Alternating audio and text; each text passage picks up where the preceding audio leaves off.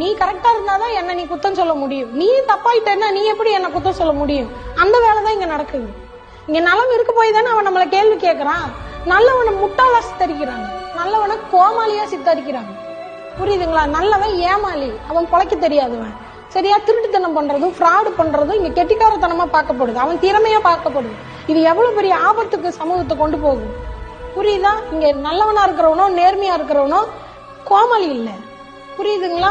நம்ம வாழ்க்கையில் ஒண்ணு நடக்கிற வரைக்கும் அதோட அருமை உங்களுக்கு தெரியாது.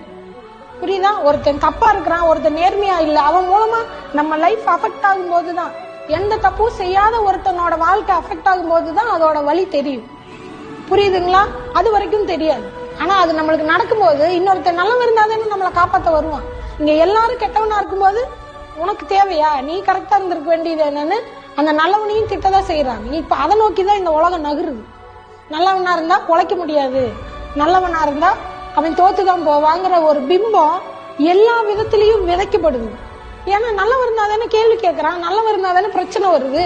நல்லவனே இல்லாம பண்ணிட்டா அதை நோக்கிதான் இந்த சமுதாயம் நகருது. அது எவ்வளவு பெரிய ஆபத்துல முடியும்னு இன்னும் நிறைய பேருக்கு புரியும்.